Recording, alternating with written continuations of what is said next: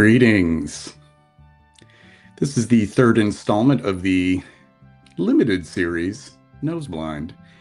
And I am excited for my guest this time around because I really respect her as a member of our great community and her insight and the way that she articulates her thoughts on fragrance in a way that is equal amounts cerebral, but also accessible. And that's something that can be appreciated, since many of us can have a tendency to lean one way or the other. But before I introduce her, the last live stream that we did, I had said that I named this because it was the only name that had not been used that had a reference to nose. And foolishly, I had forgotten the existence of this Nosedive from Catherine Haley Epstein. I'm sorry, Catherine. At least mine doesn't have the space in between nose and dive, but I swear to God I didn't steal it from you. It was just sort of like an unconscious sort of, oh, I don't recall this ever being used before. And I've even interviewed you. So my regards. If you're not familiar with this, with Nosedive, a book for the curious seeking potential through their noses, I do highly recommend it.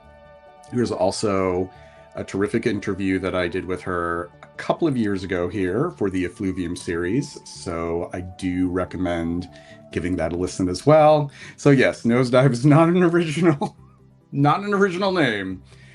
So I just wanted to add that and apologize. It's a mini sort of limited series anyhow. It's a 6-episode series. So I will dedicate this to Catherine. She was a huge inspiration.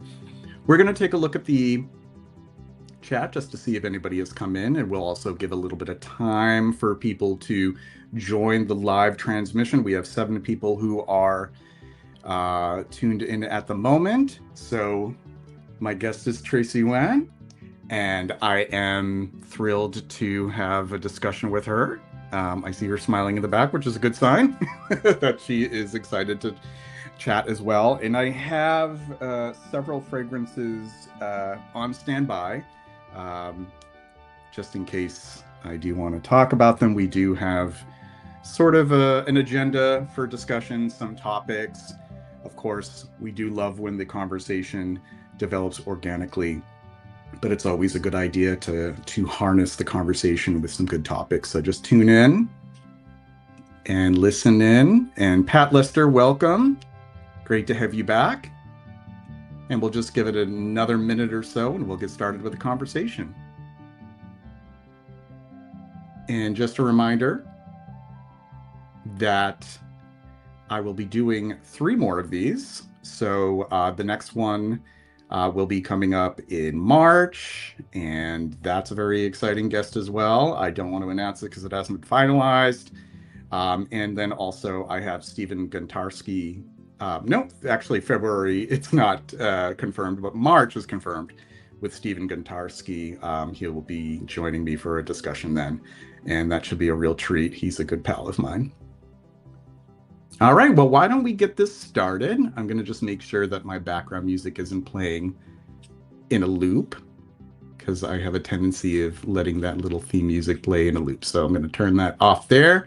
And welcome everyone to Tracy here at Nosedive. Hi, thanks for having me. This is fun. Thank you for accepting my invitation. No, it's just I'm still kind of cracking up that I named this after something. And it completely just like escaped me that somebody else had already named something Nosedive, but hey. Oh, I mean, there are only so many puns that you can make with noses and olfaction and smell. And Right. there's also the very excellent book, not to harp on this, Nosedive by Harold McGee. Wait a second. All right. Well, touche. You're in community with others, is what this Yes, is. and we are a community of many people, and Mhm. the names have gotten to be really creative. But I'm drawing a blank, but some of them are really amusing for sure. I do like yours. Yours is quite unique. The usage of the invisible stories. I love that. Can My first question for you is, how did that come to mind? How did that come to mind? I mean, so when I started Invisible Stories, it was actually with another scent enthusiast friend of mine named Jamie. And so we had sent some names back and forth. We were going to do this like big editorial website in the vein of Into the Gloss, if you're familiar. Um, like doing interviews with, people who have fragrance collections and perfumers and all of that. And that did happen for a few years on the website, which is now inactive because I can't commit to things. But so we I had sent relate.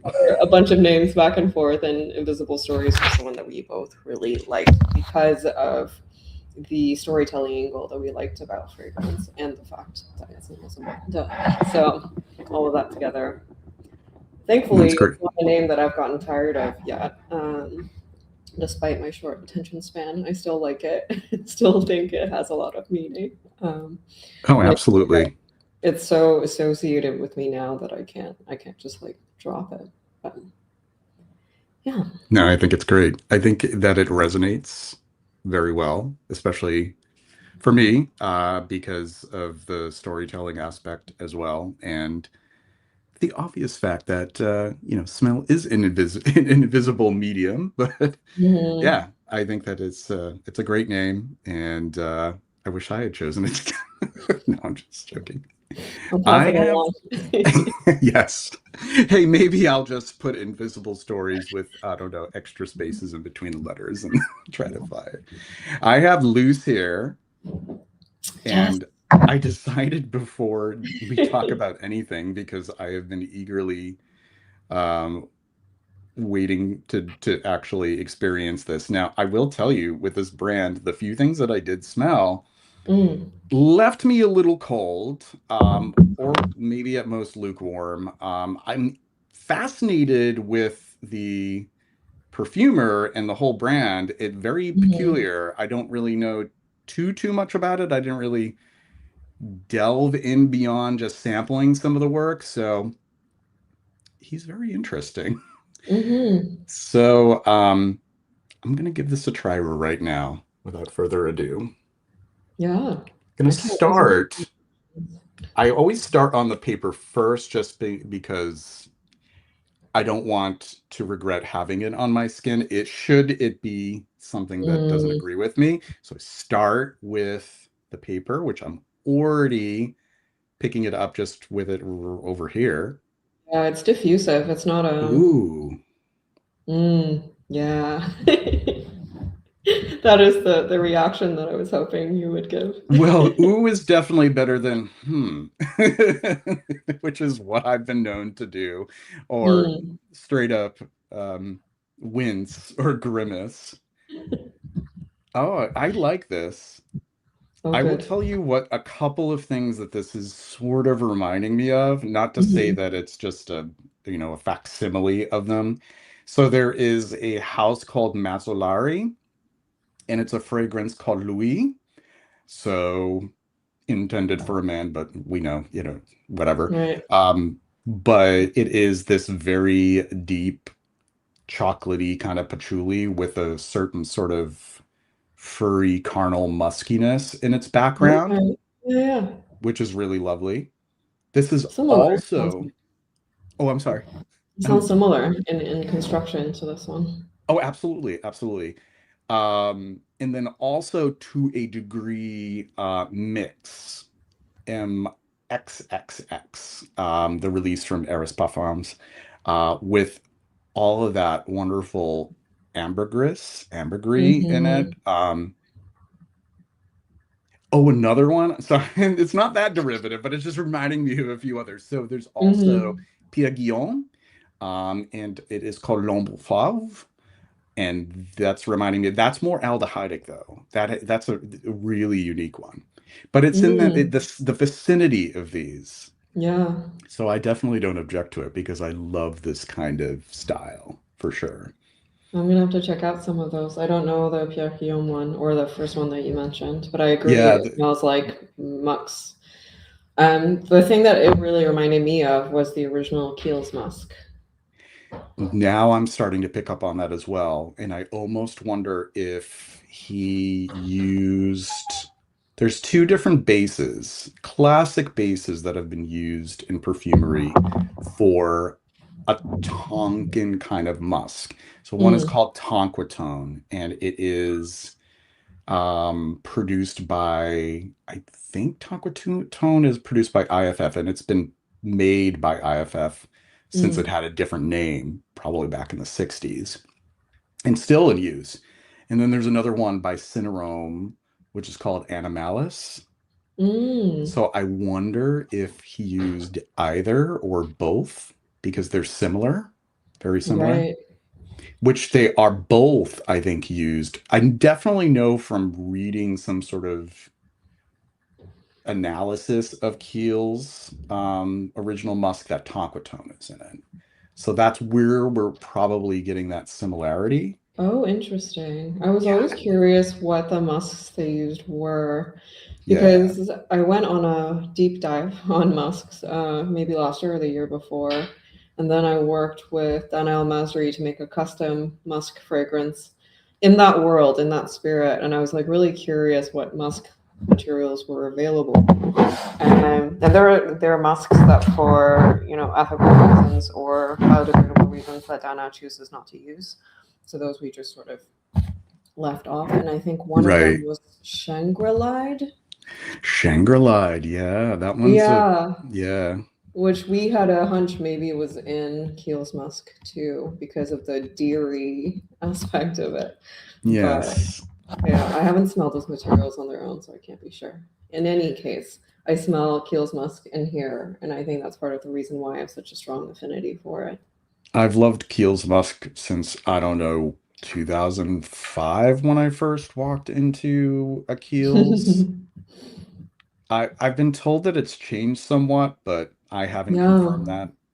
it has. So it's less furry, it's less alive, it's more like vintage florals and sort of that aspect of it, and the musk itself is a little less dirty, Hmm.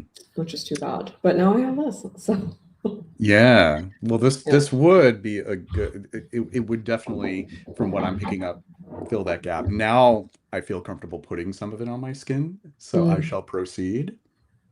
Just wonderful. on the top of my hand. I will say on paper and on skin does completely different things. On skin, it really Yeah. dances with you and Ooh. becomes a real partner, I find, when I wear it. One day I sprayed it on and I forgot, and I was just sitting on the couch reading, and I was like, what the fuck is that? Don't you love that? Yeah, Where it's felt just very like what, carnal. right, right. You and there's that little tiny bit of discomfort as well. It's like, is it supposed to smell like that or is it something else? But then you still are just entranced by it nonetheless. Yes, the That's what I compelling love aspects. about these types of fragrances. They Hmm. Which Mio is this? It's Luce. Luce. Did I just yeah, of course my Italian is just wonderful, right? Loose. I'm gonna try loose. You just Couldn't never know with these perfume brands whether they're working in Italian or French or some other right. language. Well, I kind of should have known, but I've never taken Italian, so I've with Italian I more so wing it with the pronunciation.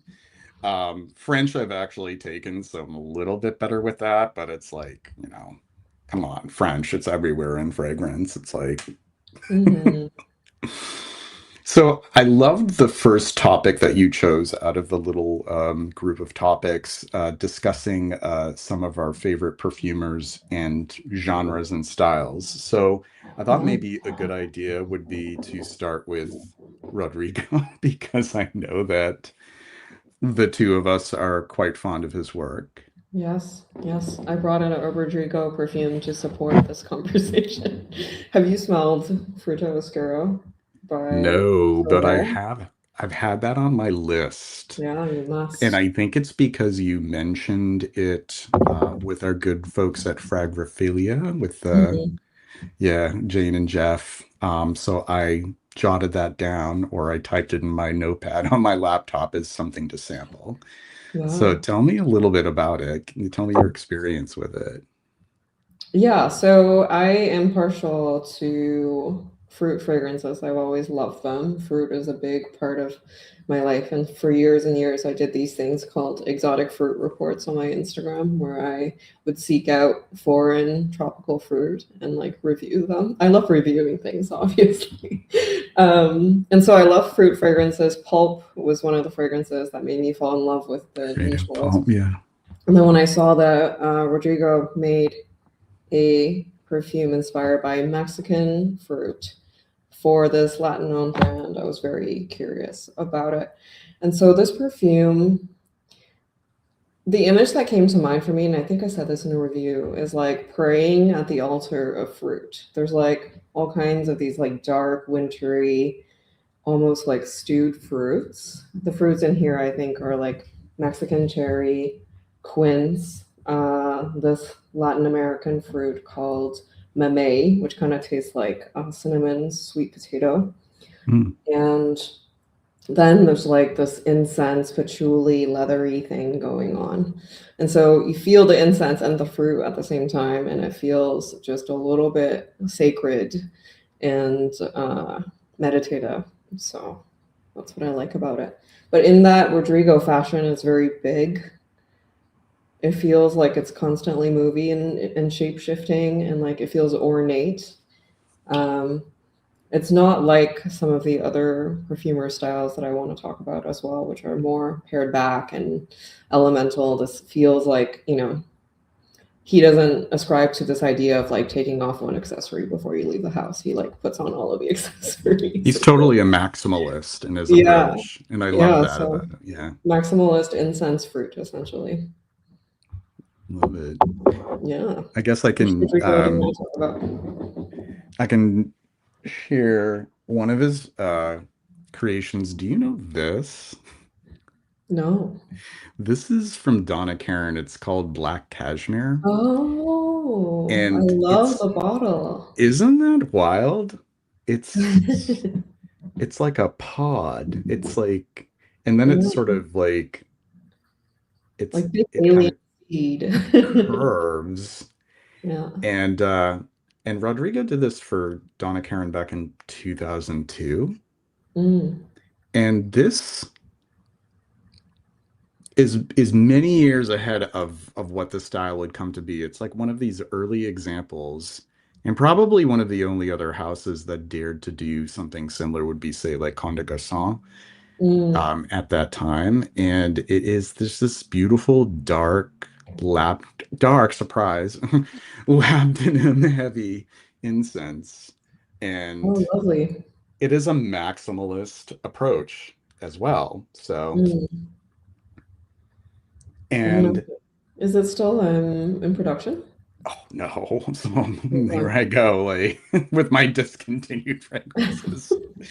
No, unfortunately it's not. But if if you do purchase it, it's not like crazy expensive. It's definitely not like it's definitely a lot more expensive than it was retail since it was a a designer brand. So I Mhm. saw a few of them going for at this size, which is like a 30 mil for maybe $170, which is kind of a lot for a Donna Karan, but Yeah. considering it has that level of quality, I know we could unpack what quality is, but similar to say like a house today where you're spending that much for a 30 mil, Mm.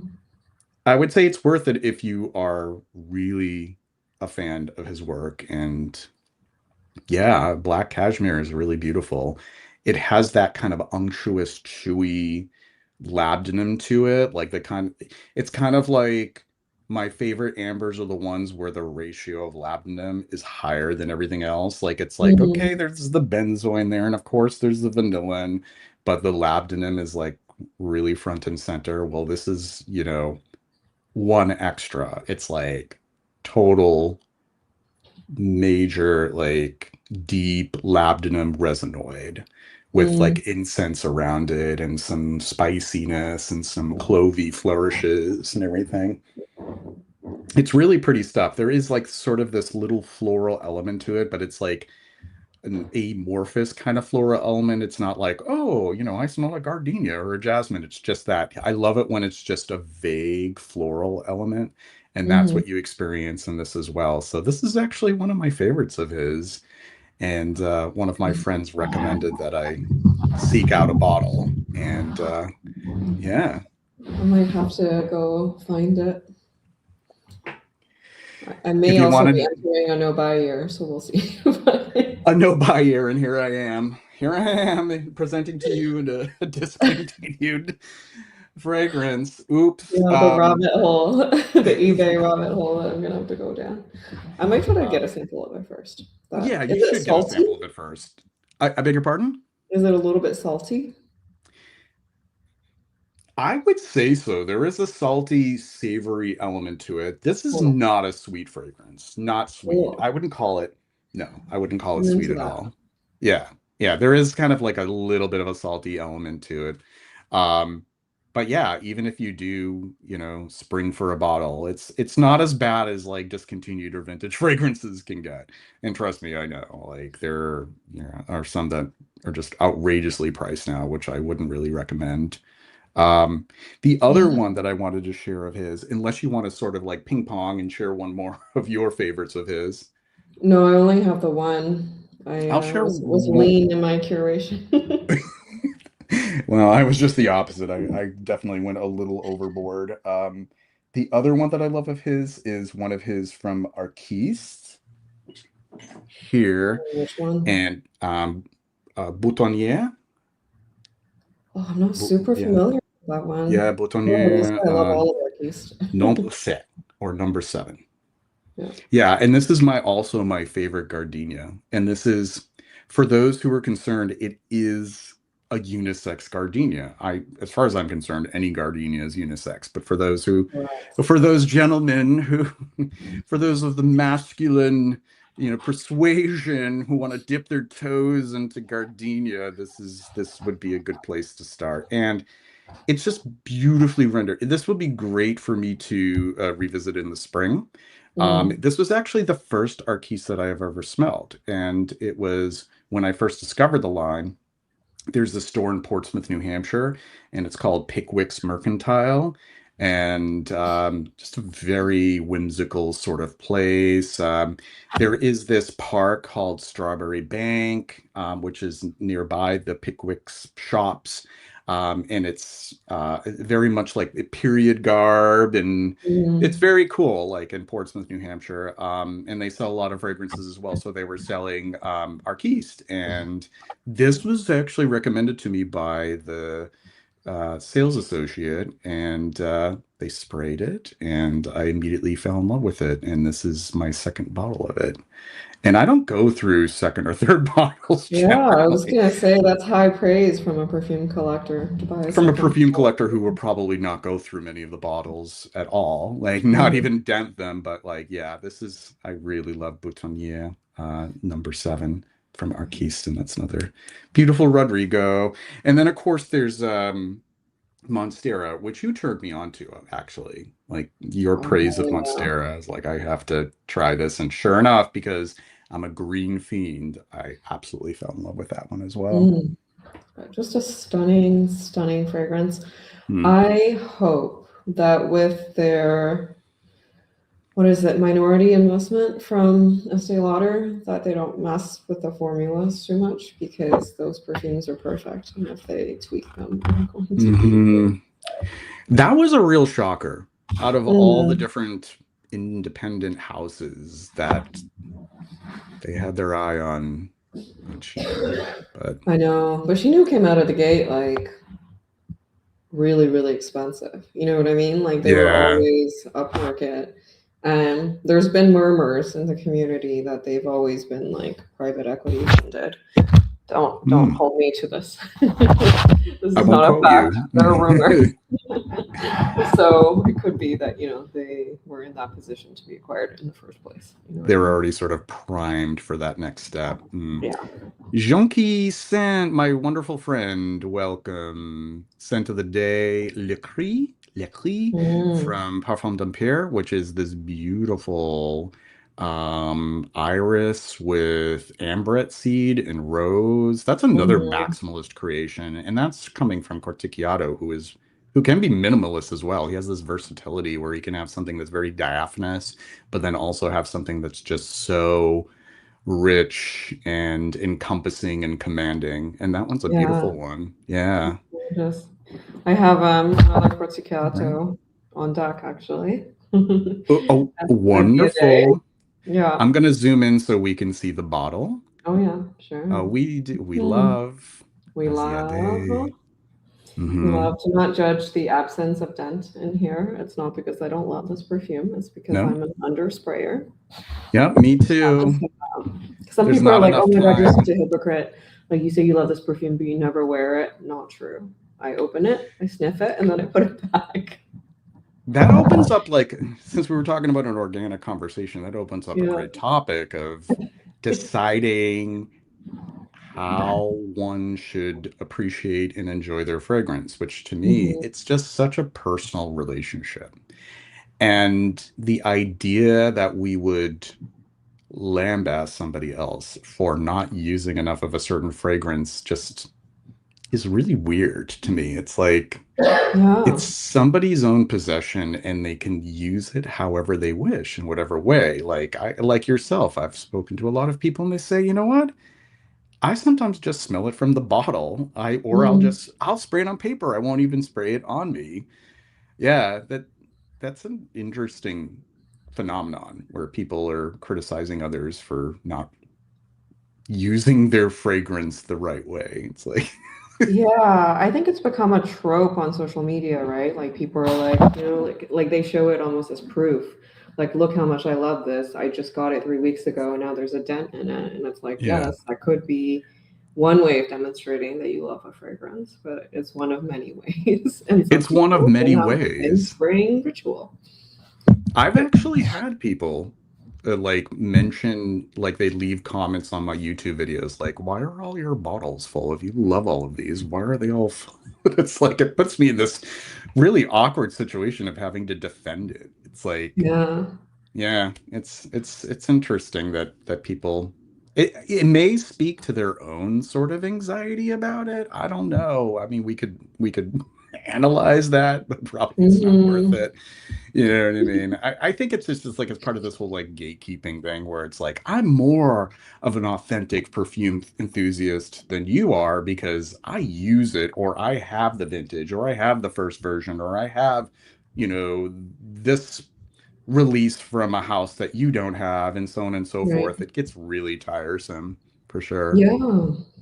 Or it's a question of like, there's so much distrust, I think, online now, where like everyone thinks the other person that they're looking at through the screen is lying to them because, they were gifted some things or they have a large collection and therefore they must not be telling the truth when they say they love the things that they love, and these are like, they're looking for evidence that you love it somehow beyond your word, which is a worrying situation to be in terms of like social media credibility.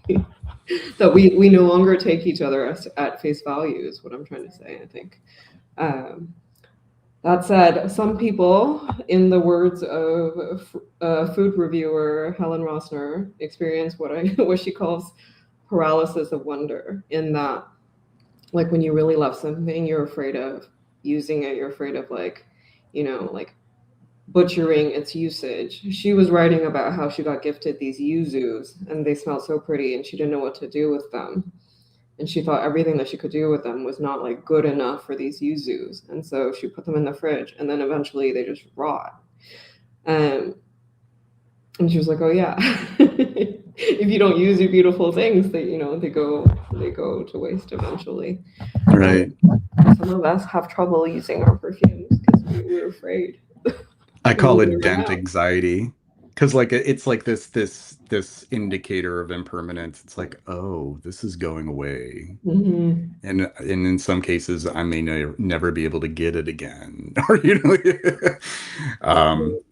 but yeah, in short of using using it, I try to keep them stored as best as I can. Like almost all of my collection is in its boxes, and I try to keep them away from conditions that are not good for them. And Mm, then anything that didn't come with a box is in a closet, pretty much. Like I just yeah. don't want them to see light or heat. So even if it means that it's for posterity and I don't really, enjoy them to the fullest according to others, it's like I also feel like I'm like a museum curator and I'm like preserving. I'm using some and I'm preserving most of it. Yes. Donate it to something somewhere so. Yeah. And that's how you're able to flex discontinued Donna Karan perfumes. Right. You have a point there. So, is there another perfumer that you wanted to share your Oh, reverence yes. for? Let's see. In my bottles, I just grabbed the things that were sort of out and about, but they happen to be representative of my favorite perfumers. This is Dorsey's Vouloir être ailleurs.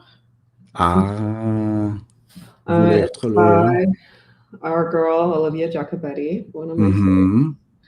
Mm-hmm. Um, since having this fragrance, it's supposed to be a linden blossom fragrance, which it is. But I'm also noticing the sort of similarities between linden blossom and lilac. And so Mm.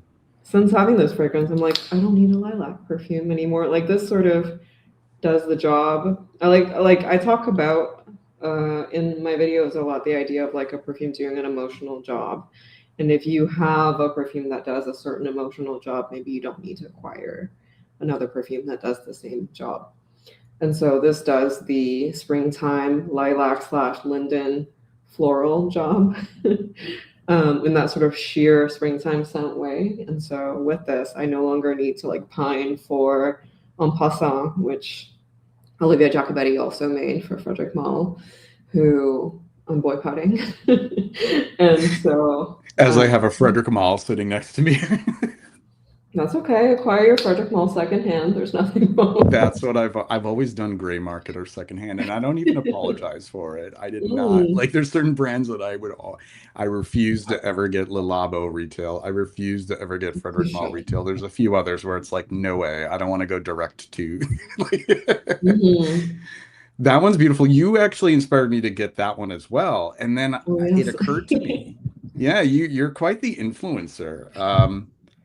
Please. She actually did it's a very difficult one to say in French. To you, which is Linden in French, for the original one, not the original one, because the original one, I don't know, God knows how long and who did it, but the version in the late 90s or the early 2000s for Dorsey. So this was like a sort of a resurrection or reimagining of it. And I never smelled the other one, and I always wanted to. And I smelled this, and I'm like, I don't need to smell the other one. This is just perfect. Yeah. It's like it's Yeah. beautiful. And I I don't also know how kind of, much she reworked Siol, but I'm told it smells similar.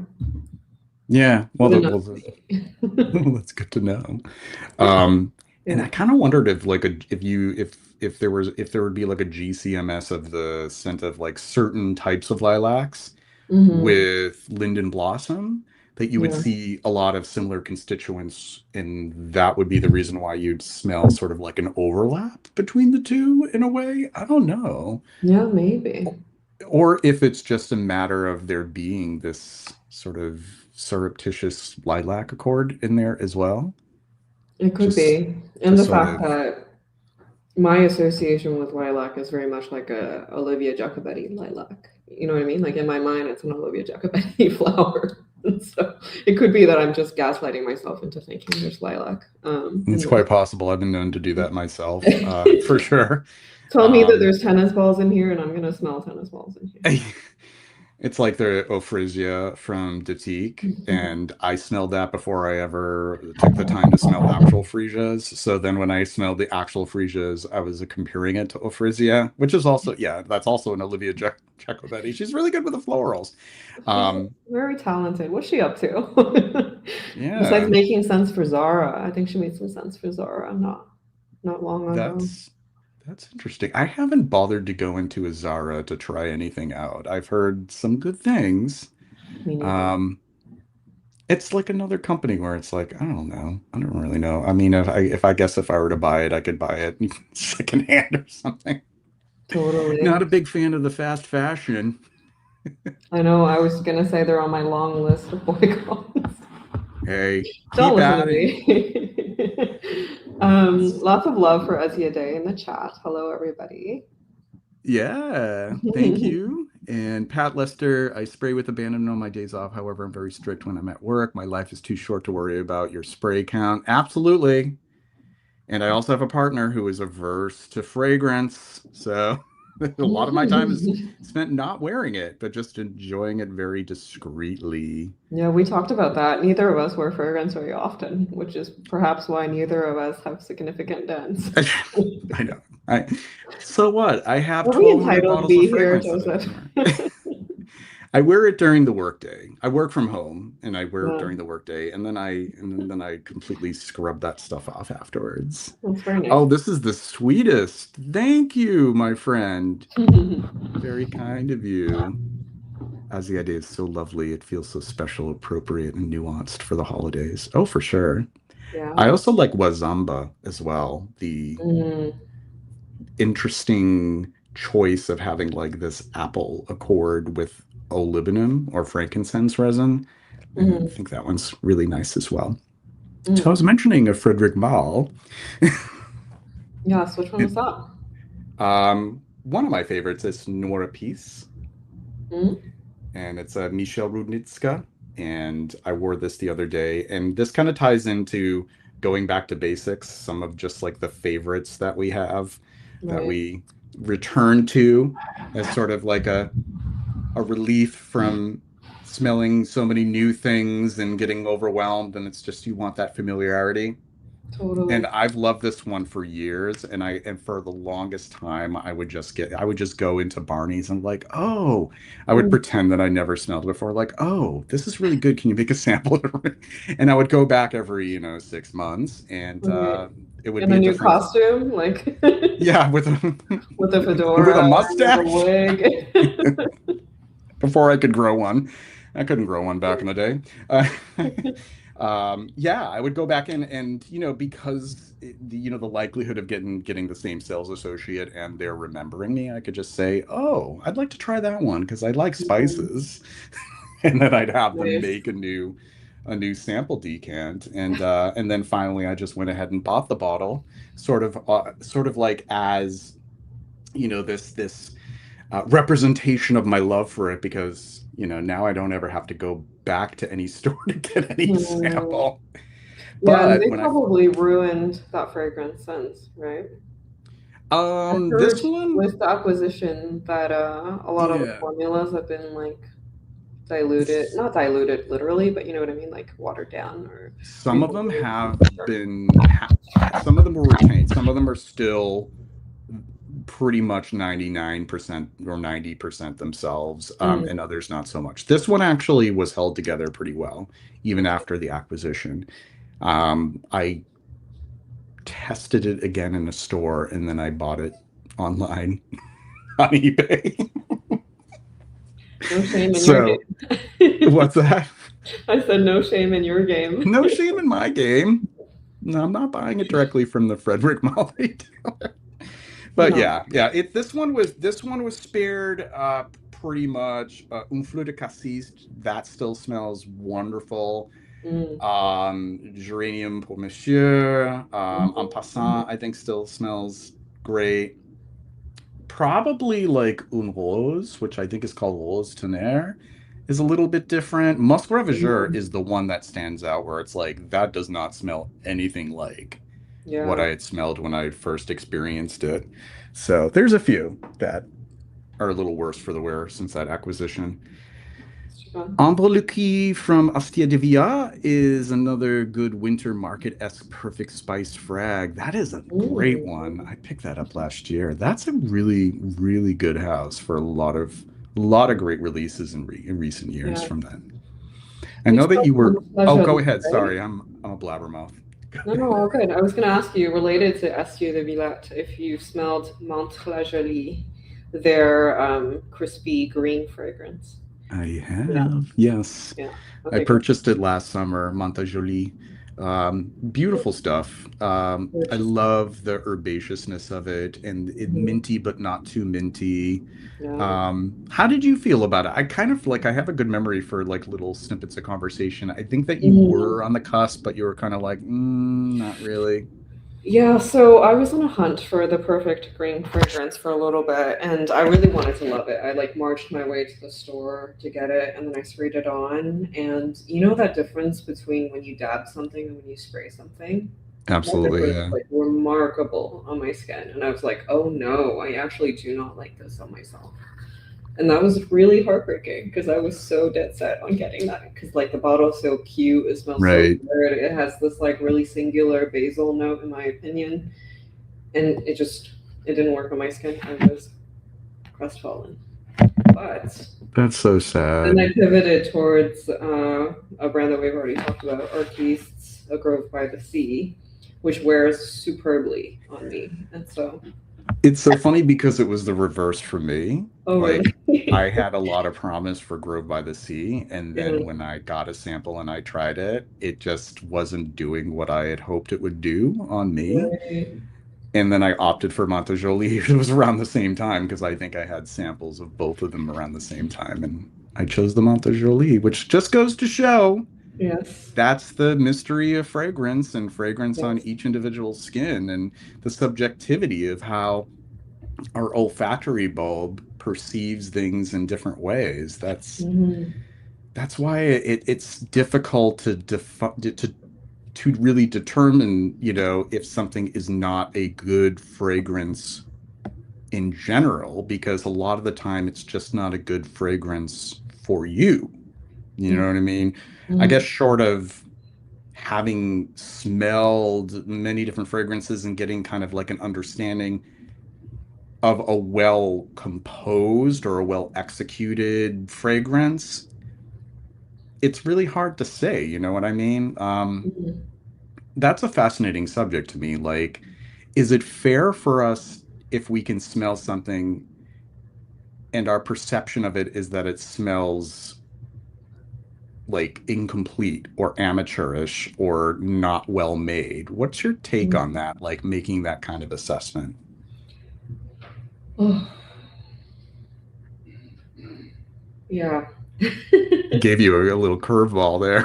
Well, I've been thinking a lot about it in the context of criticism in general because, as you know, I write a little bit of about food, and it's occurred to me that writing about food is really very nonsensical because we all come from completely different cultural backgrounds and sort of relationships with certain, degrees of intensity, spices, flavors, like spice in general as a level, and the fact that you roll in and try to say something objective about a restaurant or like a type of food is hard. But I think where it's useful to people is when other people find these individuals with tastes like them.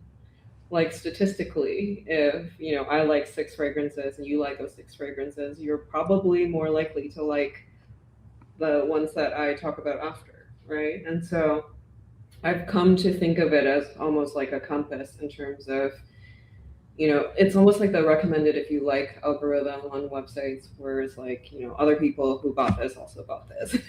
Right, People right. who like this also like this. That's where I find it becomes useful because to hold one person's opinion up to, the altar of truth is a little bit absurd. Um, and who's to say like that you're perceiving this in any way accurately or in the same way as the perfumer who made it or the person who's buying it next? There's no way. There's no way of telling, right? And some people are anosmic to certain things, and some people have like terrible associations to certain things. And if you mix all of that together, it's like, what is the point of criticism at all? So to me, it's you find your individuals with whom you sort of, coalesce. Your opinions belong in the same world generally, and then you follow them. And Mm. equally, there are people who I love them as people, but I hate their perfume taste. So whenever they say they love something, I'm like, okay, great. I'm not gonna go smell that, because like I know I'm not gonna like it, and like Yeah. vice versa, right? They're like, you want to smell like a bog witch? Like, no, but I do. And so you find these alliances. Yeah. I think that was well stated. It brings up the topic of expertise. I know that we had, I'm not going to, I'm going to put my foot in my mouth, but expertise, a perfume expert, like Mm. to refer to oneself as a perfume expert is, I don't know why, and I don't mean to offend people who choose to put that label on themselves, which I see Mhm. many content creators do that. And it's disconcerting to me because it's like, what does that mean? Like, what kind Mhm. of expertise are you dispensing to those who are consuming your content, to those who are listening to what you have to say, or Mhm. or read what you're writing? I don't know. Like, I never wanted to refer to myself as an expert. I think it's just kind of a weird ego Mhm. trip kind of thing. I don't know. Yeah, I hesitate to use that title too. And whenever people do, I'm like, I don't know if I would call myself that. I think of myself as a student of pretty much everything. And I'm I just like that. keen to I, share what I've been studying, keen to share my discoveries and like my personal takeaways. But expertise, it's kind of it's a silly title, especially in a world as diverse and as fragmented as fragrance. Like, are you an expert in niche? Are you an expert in mass? Are you an industry expert or a consumer expert? I think all of these, like, there are experts in each of these fields that would not consider their counterpart as an expert, right? Like, they're expert influencers who are super on top of trends and what people want and what people like and where the industry is headed, that, let's say, the head of IFF would never be on the same level as, in terms of having that knowledge, that like pulse, right? But the head of IFF right. would never consider an influencer to be an Yeah. expert, which is so silly. It's like they know things you don't know. That's just the end of that. Right. It always has me tempted to ask questions like, how did you come to the decision that you were an expert? What was that moment where you decided or you realized, like, what was the epiphany? Like, oh, wow, I've become an expert. What Mm-hmm. were the things that determined that?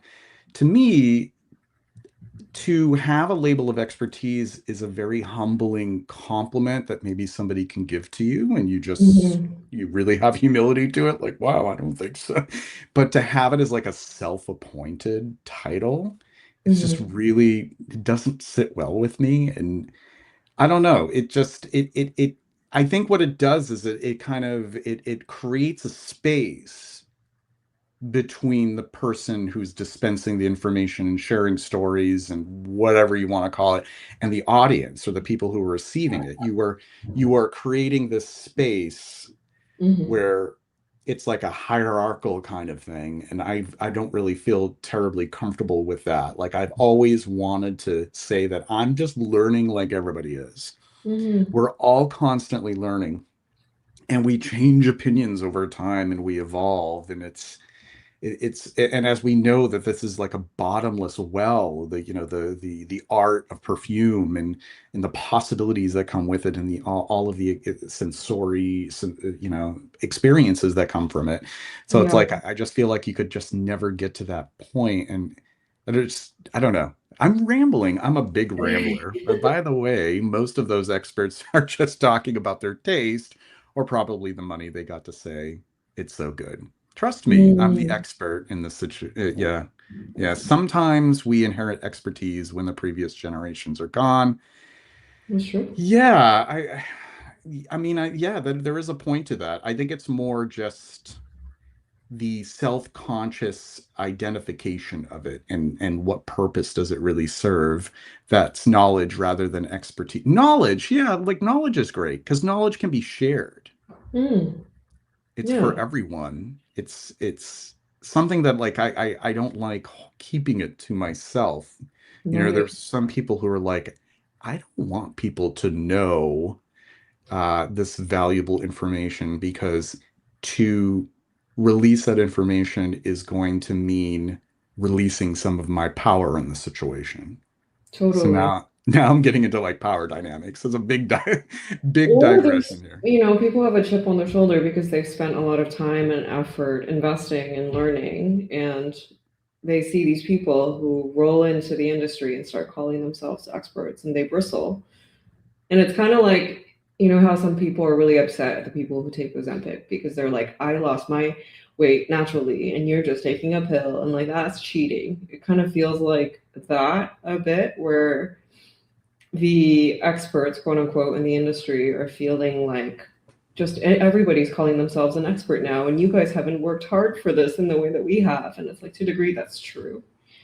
I don't, I'm not pro someone, like having taken a 6 month interest in perfumery and all of a sudden calling themselves an expert on social media. Like, I don't think that's warranted either. But I do think there's a bit of like a hurt feeling situation where people are And like, I'll you have admit to to it. earn this. Like, they have to let you into the ivory tower.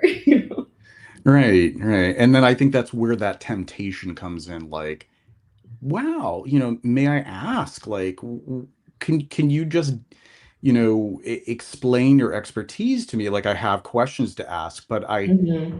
I fall just short of doing that because I know that that would be just opening up a conversation that I would probably regret really fast.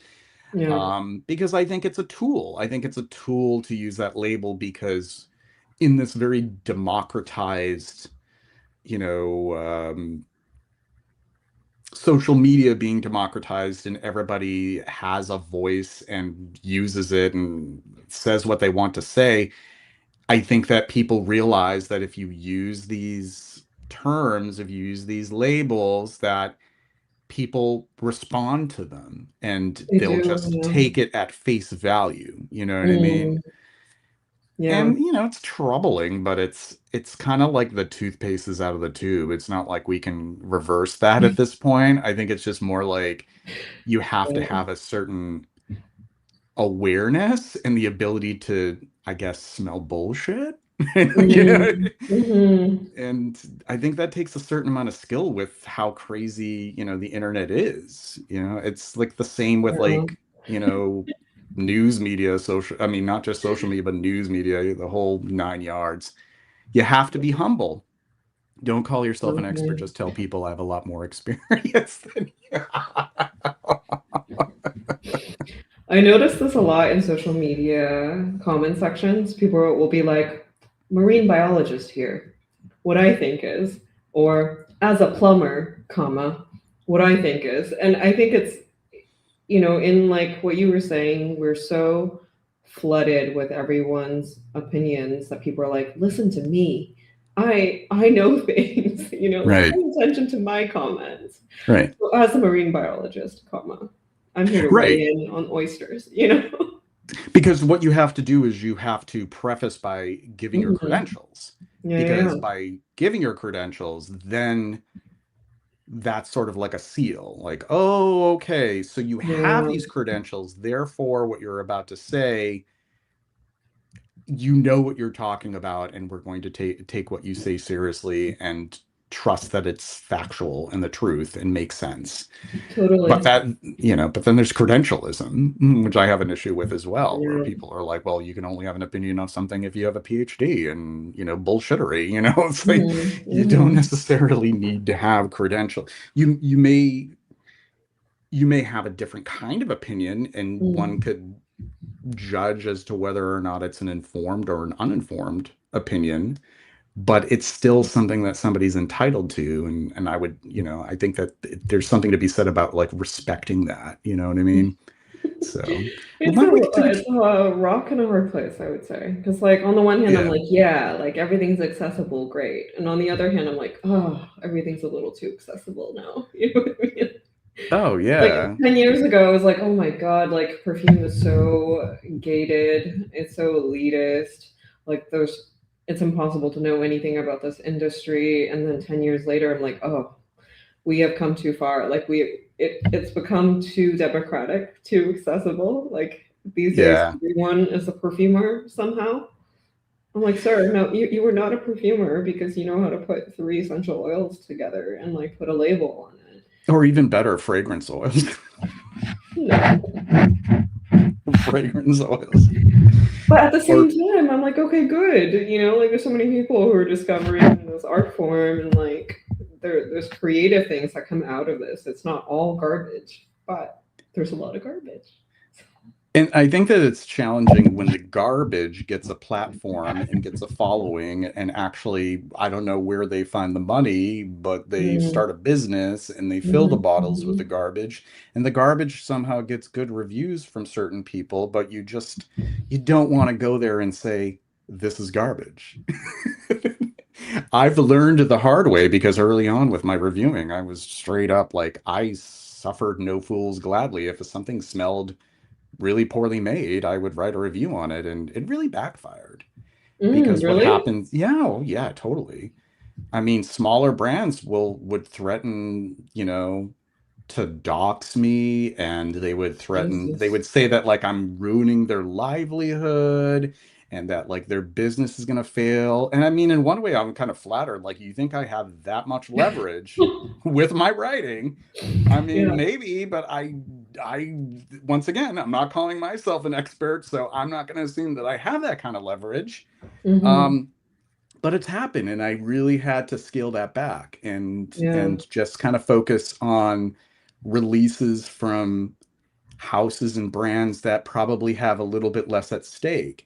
And in a way, I kind of wish that I didn't have to do that, but once again, it is just the insanity of social media and in the internet, where there is this, I don't know if it has to do with the age of like, hurt feelings and comfort and safetyism, and we could unpack all of that, but to get a poor review is part of the game. It's part of like, you have to be able to take it on the chin and like maybe see it as an opportunity to just sort of reflect, even if you don't believe it. Like, why, like, to ask those hard questions, right? Like, this person had given a very negative review of my work. What was the motivation behind it? And can I really take a more critical look at my work to see if like that would be less likely to happen in the future? You know what I mean? Or like, or how do I know what my audience really thinks of my work? Is that a good reflection? I don't know. And what do you think of that? Like, critical reviews.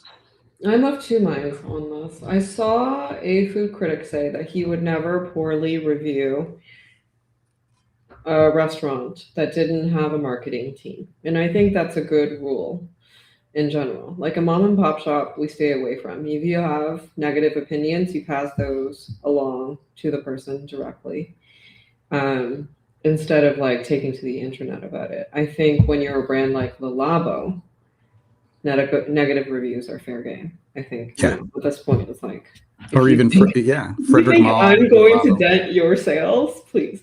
I know, so right? I think When they have have that, right? Like, are you punching up or are you punching down? Right. And then if they can afford to open a boutique in Soho or the Seaport District in Boston, they're doing okay. Yeah. Exactly. If they have multiple stores, we're good.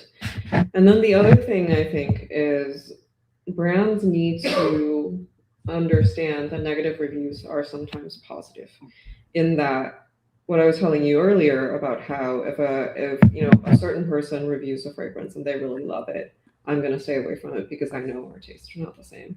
I think the inverse is also true. Like if I really dislike something, but I talk about it in a way that is truthful to the fragrance, another person might be like, oh, like that sounds right. That sounds perfect for me. Like if, say a perfume smells like banana runs and I really hate a candy perfume and I'm like, it really smells like banana runs and it smells whatever. And then another person's like, that's exactly the perfume I was looking for, right? And so there's a bit of responsibility on both sides, I think. The reviewer to be, not just negative for negative's sake, but to have something of value to provide in that negativity or in that criticism. And then on the brand side, to listen to that and be like, okay, like that's not something that's representative of my work. That's one person's opinion, and like take it in stride. I think there's a bit of like self-awareness and nuance that's required on both sides. That's so true. And you're pointing out, the detail that might put you off is the green flag for somebody else, where it's like, well, that's definitely what I'm looking for, because like I love Totally. something that would have like a banana runt accord and a fragrance. It's kind of like when I read certain reviews and people say like, well, this smells like old ladies and old men and like really awful ages stuff. I'm like, I'm definitely You're gonna like, try that. hold on. Yeah. Smells like a nursing home, like, count me in. And of course, like I'll smell it and I won't think of nursing home, and frankly nobody should, because I like know. there is no actual smell of nursing home. Like there's many different smells and I've never smelled them in fragrances, and also it's just gross. Like it's so, like, but it's a silver lining because I Mm-hmm. know that I love like a classical vintage style. So if new releases are making other people recoil because they smell like old people, then Mm-hmm. that's a sign for me to check it out. Like, what is this cool thing that this Exactly. person is doing, right?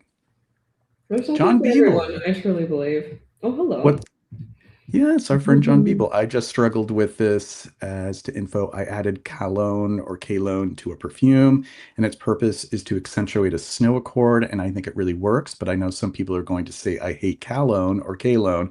Never determined what the correct pronunciation is. It's like potato, potato. But thank you, John. And I wouldn't pass it over because I know what that material can do. It can do so many things. Like I'm it just just at camp as in I really hate cologne. but maybe But I'm very it's the sensitive to it. oh, it's just a sensitivity thing. So it's just like your body can't deal with it. Yeah, But like it again, you're just proving the point, right? Like right. they're opposite ends to how someone receives something. And like I respect your take and you respect my take, and we agree that there are things that we're not going to agree on. Right. Totally. It's totally true. Perfume world and art world are super. I'm just catching up on the chat here. Yeah. Fail again and fail better. I liked that. Yeah. take Hmm. it take it as with value.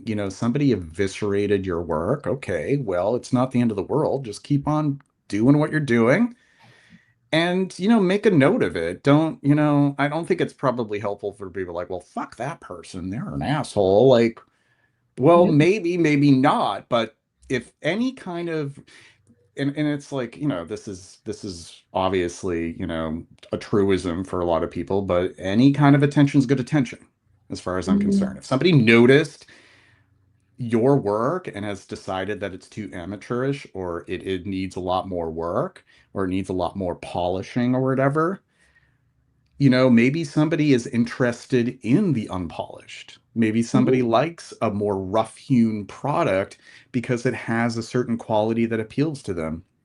And I Totally. really think that people are out there who like the artisan perfumer, like some artisan perfumers, to me, they don't smell rough hewn, others do.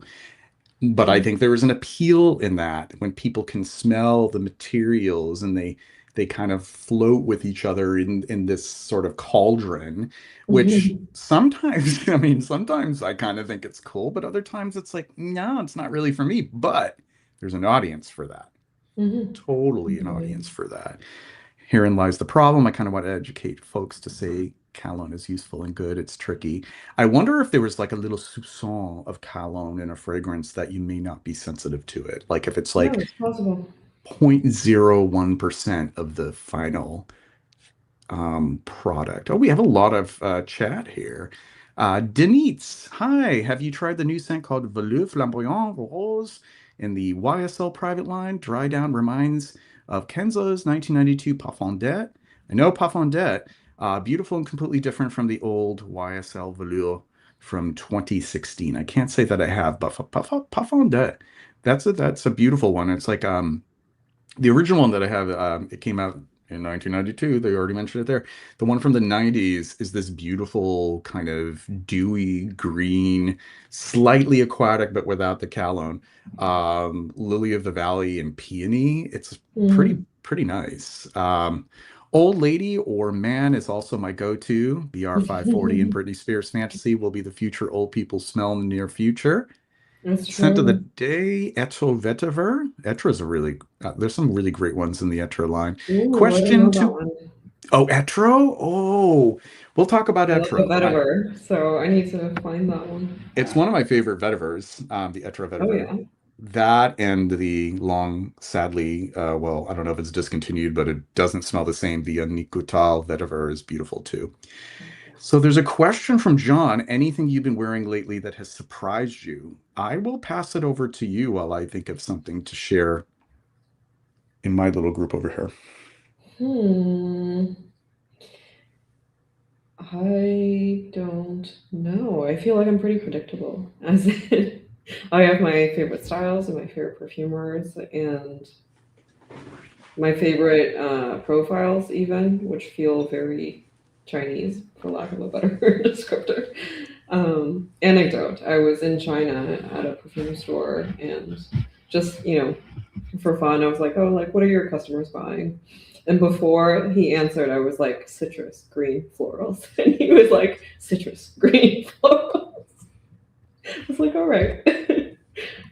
At least I'm Chinese at heart. I do think there's like a cultural element to what people like and the styles that they gravitate towards. John, you may have missed our conversation on Luce, but that was a surprising one for me. I'm generally not someone who loves really dark, tarry, sort of heavy scents, but this one I fell in love with immediately. It's like birch tar and tobacco and leather and woods, and like a very heavy fragrance, but it brought a lot of levity, surprisingly, into my life in the last few months. That one was probably my surprise of 2025. JJ, what about you? This Oh, one, hell yeah. which I will share the review officially on Instagram tomorrow. It's already on Base Notes and Fragrantica. Yes, I use Fragrantica. Sue me. I don't think it's the demon spawn. I like the website. And it's a great place to organize my perfumes. But I love Base Notes, so it's also there as well. Those are my good folks at Base Notes. And this, you turn me on once again. You're the influencer. Number 23. So This good. one, this one is it. I don't know if people will understand this. I think that you will, Tracy, but it smells poetically bleak. Like Yes. there's a bleakness to it, but it's like, but that's the beauty of life is that things that are bleak are not necessarily like 100% sad. It's just kind of part of life. You know what I mean? Mhm. Yeah. It it just reminds me of sort of like sort of a nervous breakdown slash spiritual awakening on a retreat at a seaside in a seaside town. And that's pretty much what my review is. That there's this whole imagery that takes place when Yeah. I smell this from the beginning of its development or all the way to the end. I think it's just absolutely just staggeringly beautiful. Yeah. Um, I'm showing restraint in trying anything else from the house because I'm afraid that it will just, you know, Yeah. be no good and I'll spend too much money. So They're I'll just all be very good, happy. I hate to What's say. that? They're all very good. That's what I was afraid of. So I think Yeah. I'll just spend some time with this one for a while. But Yeah. yes, this is Fischersund. I would guess you would pronounce it Fischersund number 23.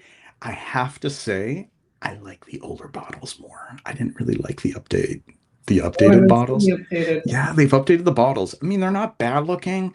I just Mhm. loved the very minimal, shadowy kind of like Yeah, this barely legible. Yeah. barely legible kind of look. It sort of reminds me of like Check and Speak number 88.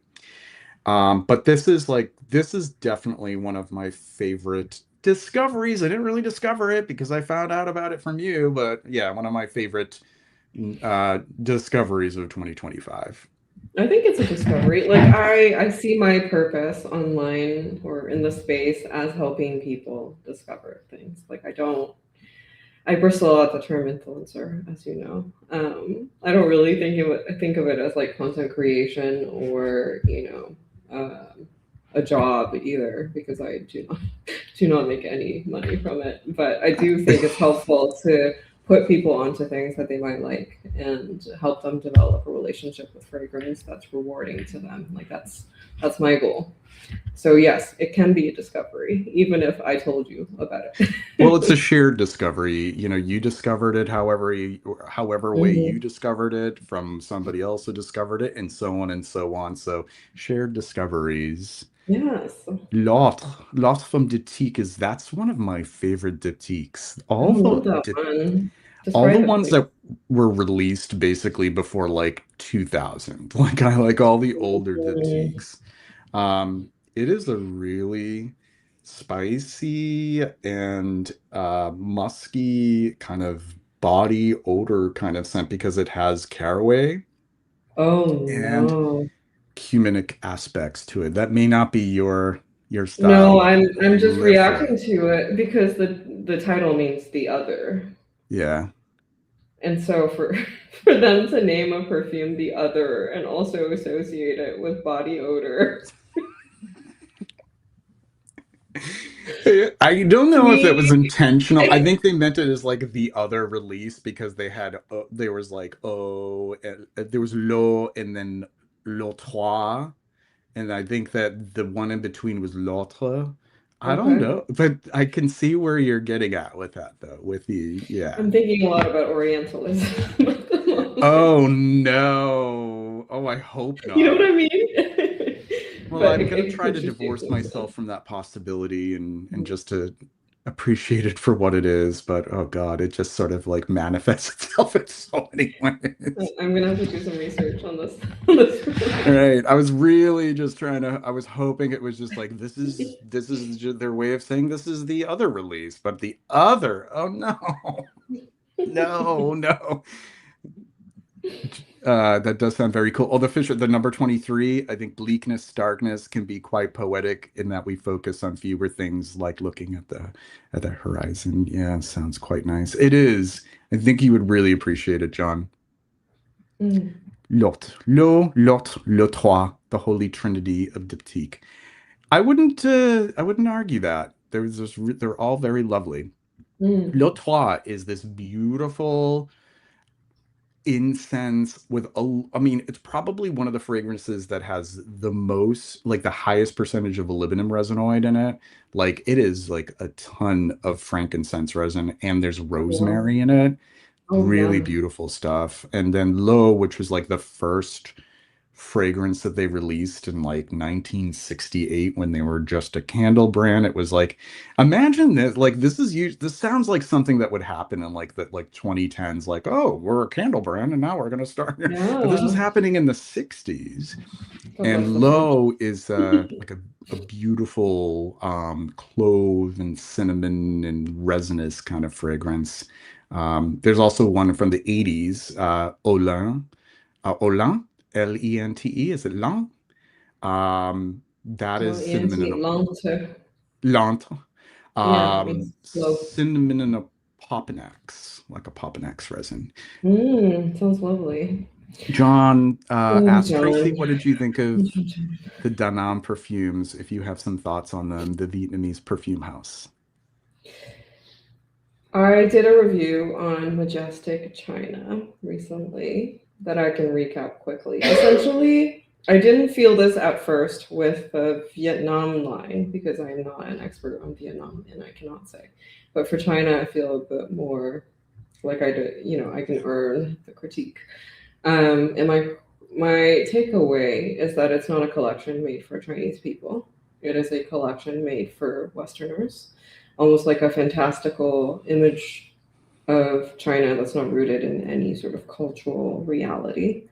I mean, when you look at perfumes that are called Spring Festival and Silk Road and Chinese calligraphy, but the Chinese calligraphy has a coffee accord in it, which makes no sense in the context of Chinese culture.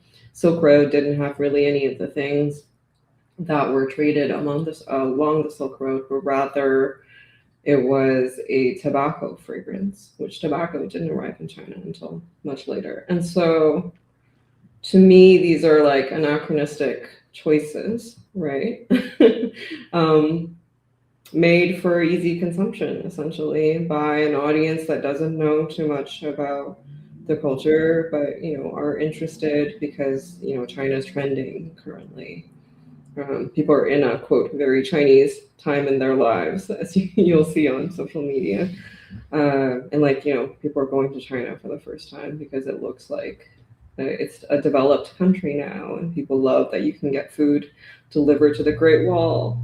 And so there's a trendiness that I think Denim is capitalizing on, and they've done it with a collection that feels very like tourist trap to me. That said, there's some Chinese people who liked it. The perfumes are nice. I wouldn't say that they feel Chinese at all. They smell very French to me, and that makes sense to me because the perfumers are at IFF, and IFF has their way of doing things and what they think is a tea accord and all of that. So those are my 2 cents. I think DJ, that was have you smelled the I collection? have whatever I smelled, I was like, I don't know what's going on here. And I had similar sentiments on it.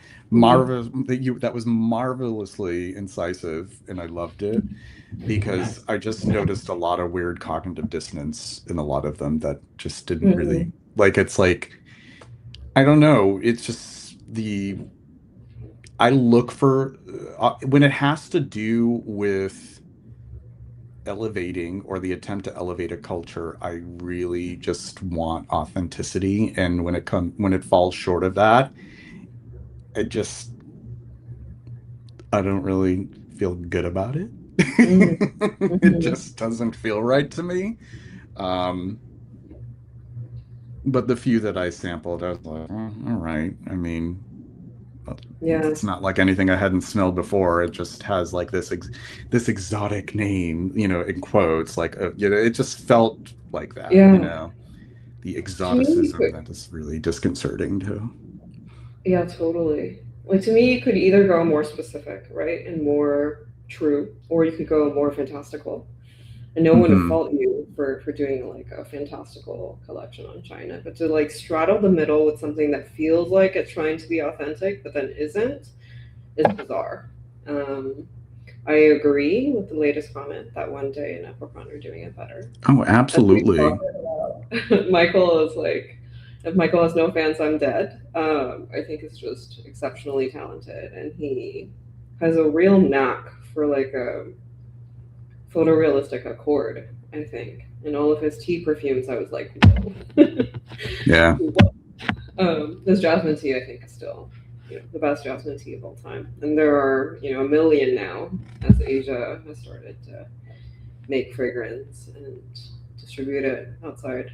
Um, Epicron Nightchild, that was one of my top picks for 2025. mm, And then I mentioned I was chatting with you the other day about Salm, Salm, mm, which I don't know if it was released last year or maybe a year or two before that. That's my first one day. I've sampled a lot and I've yeah. really enjoyed a lot, but that was the one that really resonated with me. I need to smell So that. I do agree with that sentiment. We are sentient. Um, really just like very tasteful. And Mm-hmm.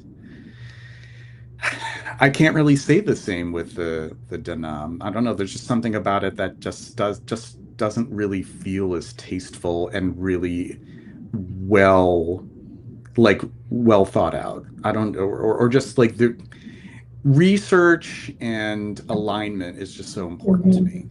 And if you don't really pick that up, if you don't if it's not there, I don't really want to give attention to it. Like Yeah, that's just my take on that too. So, what fragrance, if any, do you consider to be a good depiction of Chinese culture for the lack of better word vibes? No worries. It's a good question. A question that I will have Tracy answer. Because I don't think I would be as apt to answer that question, honestly. But It's also don't all want to put you on the fine. spot. No, no, all good. People have been asking me since that review of Denom, and it's complicated because the brands that are popular in China don't make it outside of China, or Mm, at least, not frequently. And the ones that do tend to have French support, VC support, like L'Oreal's behind some of them now. Two Summer, I think, is now either belongs to L'Oreal or partially owned by L'Oreal. And Two Summer works with French perfumers They really generally. have their claws and everything, huh? Oh, they really do. Yeah, Two Summer is mostly made by Jerome Pinette with a couple of, I think, Asian perfumers. And so, out of the things that you can access outside of China, I think one day might be the best example because he works out of Hong Kong and somehow has found distribution at Ministry of Scent and Lucky Scent and things like that. And then in China, if you ever go, there are two brands I'm really excited about. One is called Damn Fool. He works out of Chengdu, and he's this like almost like a mad scientist of a perfumer. I smelled his work at the Notes Shanghai slash Nay event in Paris in the fall, and he had brought this perfume that he'd made called Yak Traveling Troop or something. That's inspired by the idea of like traveling behind a group of yaks in Tibet. And in it, he used a fermented yak dung accord that he fermented himself.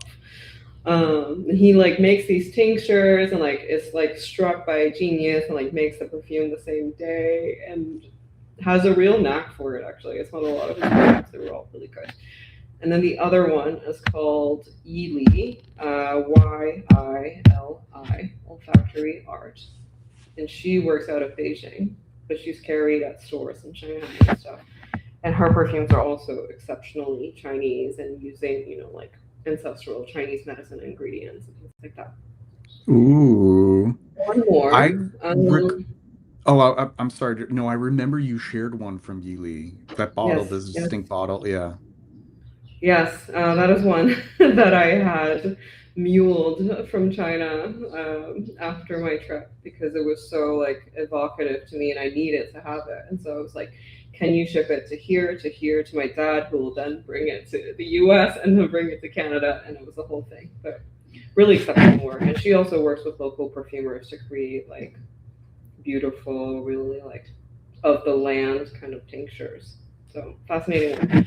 And then one more, there's this woman named Isabel Moser, who's Taiwanese, who's making sort of small batch perfumes um, under, I think, I Moser Sensorial is her handle on Instagram. And she does these like small releases. I've smelled two of her perfumes, and they were both exceptionally Chinese or Chinese Taiwanese.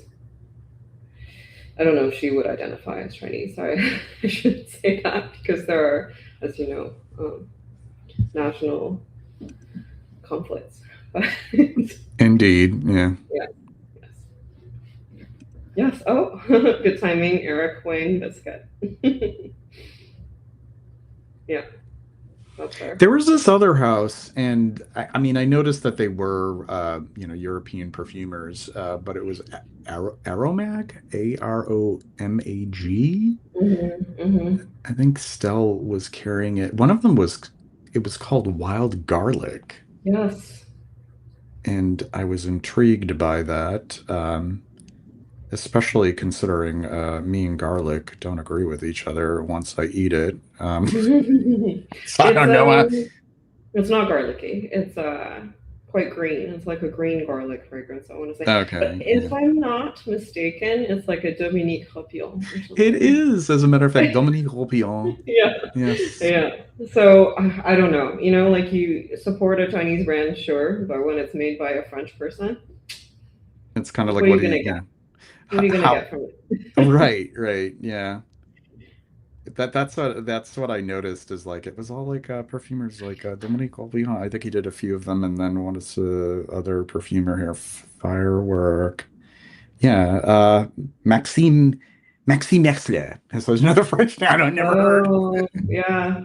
His name came up a lot during that Paris slash Shanghai exhibit. He works out of, I think, one of the fragrance houses in Shanghai. So he's a bit more connected to the culture Hmm. than old Dominique from his from his ivory tower in Paris or wherever he is. Oh yeah, Yili looks wild. These are great suggestions. Thank you. Amouage Journey Man reminds me of China since it has a strong Sichuan peppercorn note. Well, Hmm. okay. Love But that. I I love will tell Sichuan you, peppercorn. yeah, I love the way that Sichuan peppercorn feels, that it kind of hits your Mhm. trigeminal nerve. Like, love that. Love the Yeah. flavor. Hmm.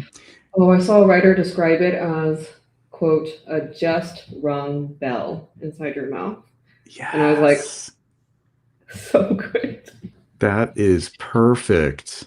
Yeah, yeah. It has just like a slight reverb. Yes, Mhm. absolutely. You just feel it in your skull. I love it. Yeah. Often liegt, Healy has Esprit de Tigre, which really reminds me of those little red tins of Tiger Balm my grandparents would smear me when I was a child. Yeah, I've tried that one. It's pleasant. I like that kind of Mm. vibe, but I already have a couple other fragrances, go figure, that have a similar feel to it. So, How big is it- your collection, dare I ask? oh, it's bloated. It's pathological. It's like over 1,200. Oh my Over God. 1,200. Yeah. Yeah. I'm like in the Mile High Club as far as fragrance collectors. Wow. I'm I was not expecting that number. This is no judgment from me, but I no, was no, expecting it's that you can number. judge if you wanted to. It's a large number. It's not the largest, definitely nowhere near the largest. I've met people in what I call the Mile High Club who have 5,000, twenty What? thousand, 40,000. I would see, I'm trying to pare it down. Like I'm cleaning up. There just comes a point where it's like, no, this is, Yeah. I promised myself that I would not exceed 1,200 and I would try to do the best that I could to like get it under that. Mm. So, but yeah, there are people who collect a lot. Um, and I definitely have the collector bug. I've had it since I was a kid, and I was collecting like micro Right. machines and GI Joes. Like I had to have every single one of them. I was like a completist. Oh, right. I hope you don't get into any more hobby. No, this is it. This is it. This is the one. Yeah. This is the one for life. Like I Oh, was a that's, DJ for 10 years and it was like a vinyl collection. do you And still I have that have too? this much. And I Oh, used to have over 3,000. you got rid of all of them? Almost all of them. Why? It's just a weird cycle in my life where it's like time to let go, time to move on. Oh, Thankfully I was wow. able to sell most of them and make most of the money back. So Wow. isn't that interesting? But I don't think I would do the same thing so drastically with perfume at all. Like this is like my lifelong love affair. So it's like at least like if anything, I would have at least half of what I have now. I would never like get rid of it all. Yeah. No way. Yeah. Yeah, I started this year being like, okay, I'm only going to keep the essential. I don't have nearly as large of a collection, but I have a fear of my house burning and like being very flammable because of all of these bottles. And so I was like, okay, I'm going to trim, I'm going to like pare back. And then every bottle I picked up, I was like, oh, but I kind of want to keep it. So I'm not really making progress on the whole decluttering process. It's a tough process, and I've been doing a lot of thinking and journal writing. Yes, I'm a journal writer. Journal writing. Just examining my relationship with things in general, and they're not limited to my perfume collection. Like I have a lot of books as well, and I Mhm. collect other things. I collect turtle figurines. Like I'll share that another time, but I collect things, and Yeah, I've thought a lot about how I'm going to make the most out of the experience of these objects, of these, these material Mhm. things. How will I make the most out of it? And what does time do to change that relationship? Right. So I really do see in the next few years it changing somewhat because I'm getting a lot better at not being so compulsive about like, oh, I absolutely need to have this in a full bottle, and seeing what kind of relationship develops with what I already have. And Yeah. over time, I think that some I will be willing to let go that probably right now, like I'm like, I could never do that. But like I feel like 2 years from now, I'll be ready to. Mm. It's a funny thing to consider, that attachment. And also as I get older too, like I'm 47, like next thing you know, I'll be 50 years old. And like I want more experiences than Right. acquisitions. Yeah. Definitely. So as I get into this next stage in my life, Mm. um, I'm sort of taking inventory on my relationship to collecting things. It's been like a lifelong thing, but I'm noticing where it has brought me joy and where it has also been kind of a weight as well. So, Mm. Where is the weight coming from? Like, what is troubling you about it? just the sheer volume of it, it Mm. takes up a lot of space. And there are times where I feel like there are certain things that I can't appreciate enough. So there are moments where I feel a little bit melancholy about it because it's like I could hold on to this. And if Mm. it isn't one of those, like, just circling back to our theme, like the things we go back to, if it isn't really one that I'm going back to, then Right. how important is it for me to hold on to it when I can let go of it and it could actually be appreciated in like a much more intense and connected way? Like, as in, like, this is Right. going to be my, my signature fragrance, and it's going to be something that I love to wear for days on end, Right. in the winter or the summer, or it will just be the one. These are the Mm. things that come to mind. And I'm not saying that I'm doing something drastic tomorrow, like I'm, but it's a way Right. of examining it so that I at least have like a healthier relationship with it. And I don't think there are enough conversations like that in the fragrance community. I think we're I talking a lot agree. about what we get, what we acquire, what we own, and what we, holding on to it and attaching ourselves to it. But Mm-hmm. looking at maybe the pathology behind it. And I mean, I'm sure we would have to get like some outside like expert. There we go, back to expert, an expert on that to see, like, because I mean, there's a lot of different things to consider. Like, there's shopping compulsivity that's rampant, Mm-hmm. Mm-hmm. and also there are certain components of like attachment, like we attach Right. ourselves to things because they make us feel secure and safe, and they kind of serve as like a fortress for the Mm-hmm. things that we might be uncomfortable with, that are hard for us to sit with, you know what I mean? Mm-hmm. So a lot of things to consider. Absolutely. I like how you're saying, like, if it's not really, if you don't have that relationship with that thing, you can let it go and let someone else have a better relationship with it. Similar with dating, really. I see a It's lot so of people true. spring, like, just being in a relationship for the sake of it. And it's like, why don't you both find a more rewarding, fulfilling relationship with other people where you're both going to get the attention that you want and deserve and can reciprocate versus just, stringing people along for years and years because you're afraid of failure. Afraid of being I alone. digress. I digress. So many of us as human beings are simply in relationships because we are afraid of being alone. Mm-hmm. And there's something so liberating about befriending loneliness or being alone. Like, Totally. that seems like unheard of. Like, what are you talking about? Loneliness is one of the most horrible things in the world, but really is it? I think we're I think we're conditioned to think that being alone equals loneliness, and the company that we have with ourselves is such discomfort. And a lot of that, I think, has to do with us having not tended to the relationship that we have with our alone selves. Totally. Yeah. Yeah, we're always seeking distraction, whether in the form of social media, other people, acquisitions, new packages showing up in the mail, Oh God, that food, dopamine alcohol, release. whatever it is. Yeah. Yeah, the Yeah. dopamine. I mean, I know that cycle. That is like, it's kind of like, have you ever heard of the Diderot effect? No, So I it's don't think so. Diderot, Diderot. So that's this phenomenon that occurs. So when you acquire like a new possession, it Mm, leads to like this spiral of consumption.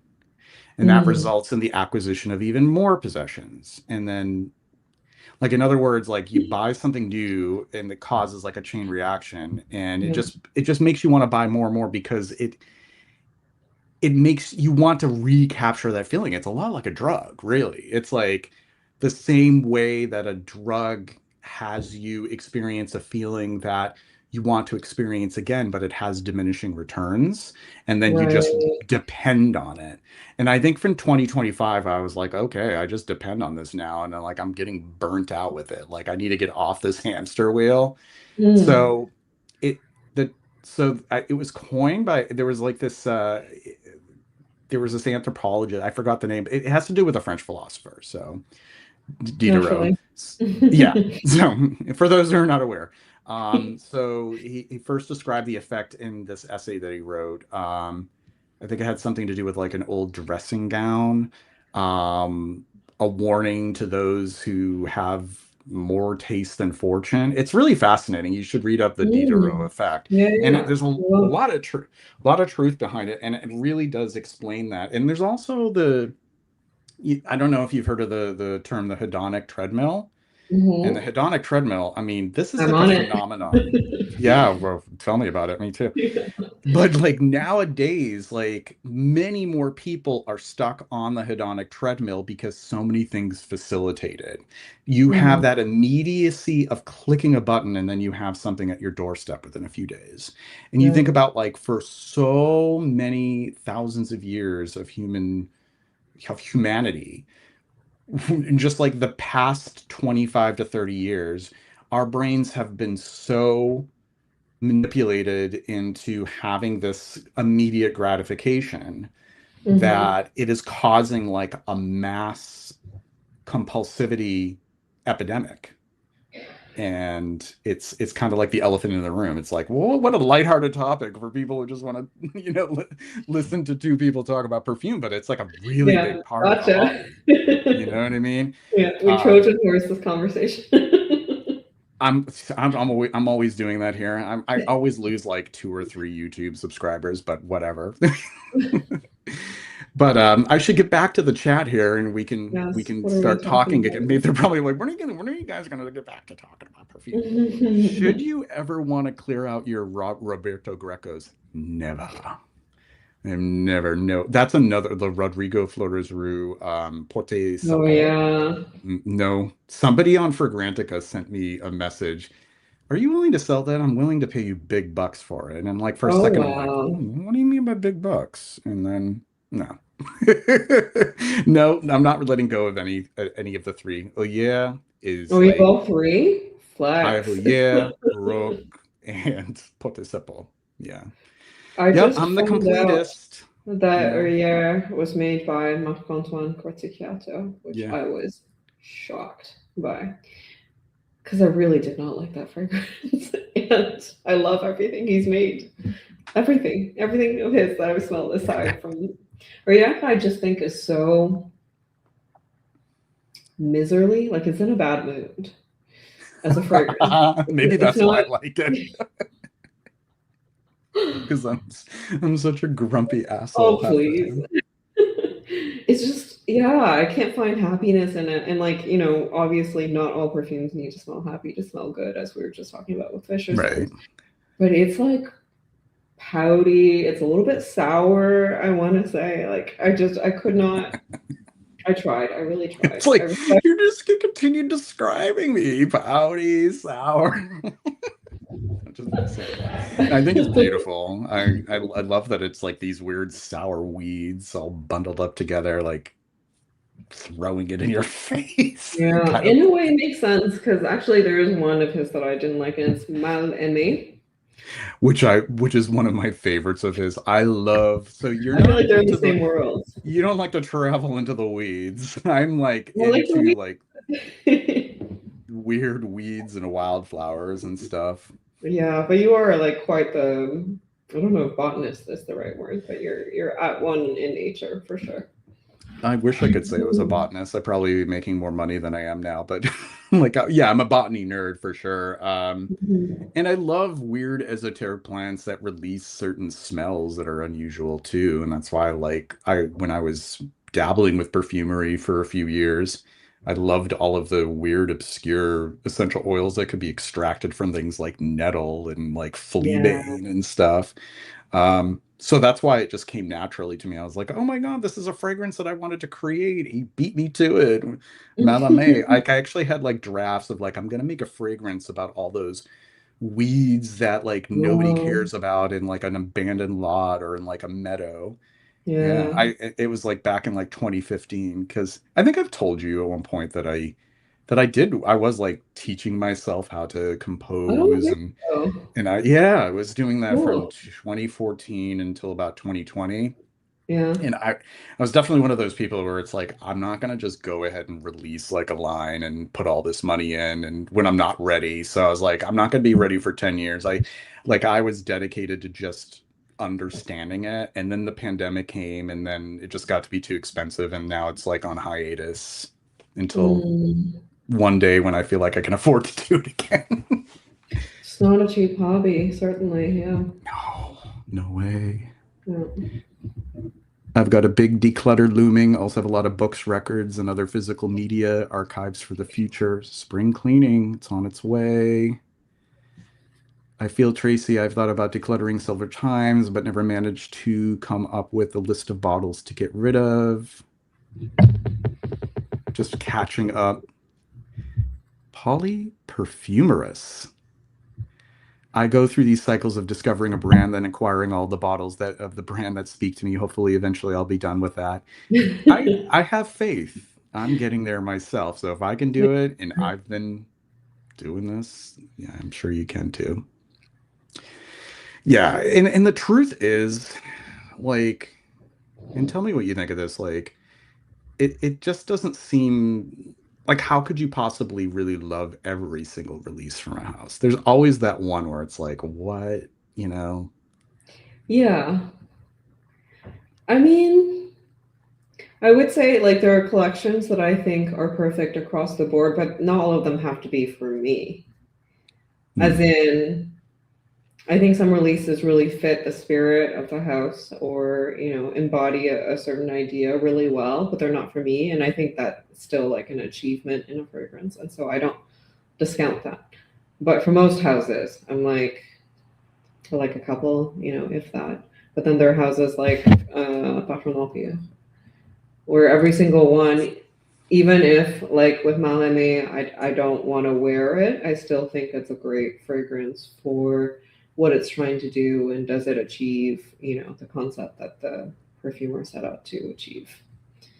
Um, Artiste, I think, is similar. Like I like all of them, even if half of them I would never wear. That's a really a measured way of looking at it too, like understanding, that it may not be something that you would personally wear, that Mhm. you're not in love with it, but you respect it and you see it for the work of art or just the beautiful creation that it is, even if it's not for you. And I feel like not enough of that conversation is had in the ether, in the like it's either kind of like I like it or I don't. Like it's Mhm. very, black and white. Yeah, like to go back to our previous conversation, I think that's part of the work that needs to be done in terms of criticism or negative reviews, in that we have to be more nuanced about it, right? Like just because it's not for you does not mean it's a bad fragrance. Just because you like it does not mean it's a good fragrance. I Right. like some trashy things. Are they good? I don't know. Yeah. Who am I I to mean, say, right? like you find me smelling like Myers hand soap. It's like not exactly like Hope perfumery, and I'm like in love Mhm. with some like hand soap or Yeah. like functional products. Like I'll be like, this smells really nice. Or Mm. Oh my God. Yeah. Me and the tomato vine, Mrs. Myers. yeah. Bathe me in it. I love it so much. I totally would wear it if it were a perfume, honestly. Yeah. It's like so spot on. I I gotta know. rec There's not I really re a tomato leaf that comes as close, I would say, to Not that. quite. It's They funny, did a isn't good it? very job with it for sure. Yeah. Perec story things. Making a note. Thank you very much, We Are Sentient. Mm. And I'm trying not to highlight like sideways conversations where people are talking amongst themselves. Yeah, Here totally. is my white whale. That Greco bottle alone is a piece of art. Which one, my friend? All of them. They're all three of them are. Yeah. Mark Antoine's frags for NT. Yeah, Yeah. I agree. I opted for Antonu's. And the other one was really lovely, but I promised myself that I had maxed out on green florals, and there's really no need after you have like 500. So, Yeah. so I didn't get another one. Yeah. The other one that I got was Rosa Antiqua. I was really impressed with Oh it. yeah. He did that one too. Yeah, I said I would just get two of them. Just two. Mm. Just two. John says, I do think perfumes do need a bit of an escape hatch. Even really dark perfumes need some sun, air, or they kind of counteract the purpose of perfume in general. Yeah, I agree. Hmm. That's why I like the whole concept of like chiaroscuro. Like there's darkness, there's shadows, but there's like Hmm. these little like openings of light and little glimmers and stuff. Totally. My lame smells like you mow your lawn, put all the cuttings somewhere to compost, that fermented Yes. greenery smell. I guess I just love that smell. I love the smell of like stems that are cut and like just a pile of weeds. I do too. I think in that one, it's the iris that's challenging for me, which, as discussed, has always been a Hmm. note that's difficult. That's a I'm difficult one for you, Orus, like Orus root and Iris. really trying. It's a It tough, really it's tough. eliminates a lot of perfumes if you don't like iris. It's quite a bit. It's in a lot of Everyone's places. gobbling up the Oris at the moment, I feel. Especially Finishing up to another perfect collection, end to end. Serge Luton's Woman. okay, I can count on one hand the ones that are like, I don't know what's going on here, but then again, there's like 200. Um, I Mhm. can't even think of the ones. I think the Nuit de Cellophane, I was like, this is kind of boring, not what I expect from Serge Luton's. What's the other one? I'm not going to waste time trying to think of it, but yeah, that's actually the one house where I have more fragrances than any other. Oh, yeah. Like I have like 30 something. It is really just maniacal. Like I just love well, it was the first niche house that I fell in love That's with true. like They really 17, 18 years define ago. niche in a way. Yeah, I think they're perfect. I only own just the one. I'm trying not to own too much, but Wait, which one do you own? De Profundis. Oh God. You would Hmm. love De Profundis. Like I it's know. I like how I Another say it like, like German. De Profundis. De Profundis is beautiful I mean, though. there's an Yeah. angst that the German accent really lends. So, Yes, that lends it. Yeah, definitely. yeah. Malame is one of my all-time favorites. It feels so contemplative and quiet and gray. Quiet day walking over twigs and weeds. To me, it's very sunny. See, this is herein lies the conundrum that like some of Mm, us will perceive like a gray day and others will perceive a sunny day. And there's no wrong way. But to correct. me, that's like a really like sunny day in May, and somebody is just having their way with all of these like weeds, like yarrow and golden Alexander and all those weird things that grow in like a meadow. Even Parfum de Pierre, which I love really most. I only own three bottles and I'm considering about another three to six eventually. And only you can decide when enough is enough. Like Mm.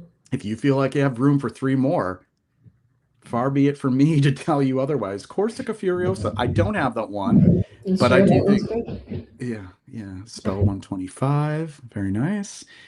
Are you familiar with the Papillon, like Mm-mm. Papillon Parfum artisan perfumes?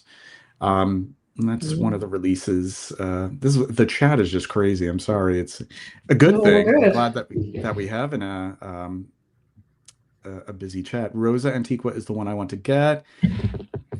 It is true. This one has a really good olive oil accord, and I'm just mystified how they were able to Ooh, do it. Like it really just I wonder if they use olive fruit absolute. There actually is a solvent is extracted. there? There is.